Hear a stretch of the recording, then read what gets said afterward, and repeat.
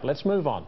Congresswoman Marsha Blackburn from Tennessee, one of many Republicans not on board with Plan B. She says the House passed bills to avoid this cliff months ago, and it's time for the Senate to now take action. Congresswoman Blackburn, thank you so much for joining us. I know it's been a tough go of it. Almost every hour the headlines change, but bottom line, can you support any tax rate increase, even if it's on billionaires? Can you support that? If not, you are allowing us to go over the cliff. Would you even support a tax on billionaires? Ashley, as you know, I've got a long history of fighting tax rate increases because they never get to the heart of the problem. And if you want more revenues in the system, you've got to have tax reform that is going to clean up the code. History has proven that that works. Just raising rates, it doesn't get us where we need to be. What my constituents are saying, and I think this is the same for many of our members on both sides of the aisle, it is you've got to address the spending, you have to address the entitlements. What the federal government is spending, this debt, the trillion-dollar annual deficits, it's got to go. You've got to get this under control. And what our constituents were saying was, look, you really don't have a revenue problem. What you do have is a spending and priority problem. Let's get this house in order. But what we have right now is a time problem. We have no time, and it's so unfortunate because we have known this was coming all along. We consistently do this. We save this to the last minute. You know, we're going to have deja vu all over again and have the same exact show this time next year because we will inevitably kick the can to next year. This is so disheartening to the American people because we all got our houses in order. Well, and I totally agree with you. And I can assure you there are millions of women around this country that are saying exactly what you're saying.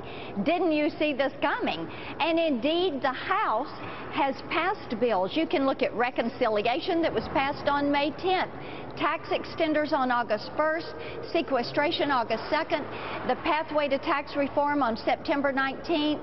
Many of those bills passed with bipartisan support in the House. They were sent to the Senate. Harry Reid needs to decide which of those bills he wants to lift from the desk, take up, and take action on. It is time for the Senate to do their job. Plus, I didn't even mention the House passes a budget every year and sends to the Senate, and we're at over 1,300 days since the U.S. Senate has passed a budget. So we agree with you. We agree with you. They need to do their job.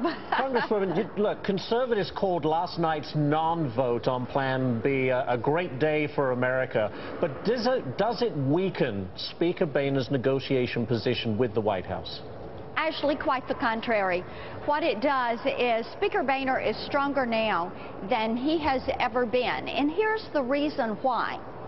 Rather than trying to coerce and twist and turn, what he did was to say the House has worked its will. The will of the House of Representatives is regular order. It is orderly process. It is taking our bills and our budgets through the regular committee process, passing them, many with bipartisan support, on the floor of the House, sending them to the Senate. It is time for Harry Reid to decide that he will be a leader. Leaders make choices. And the choices Harry Reid is making are not serving the American people well because his choice is a choice of inaction. And he is continuing to kick this can down the road. He needs to man up, do his job. The American people expect it.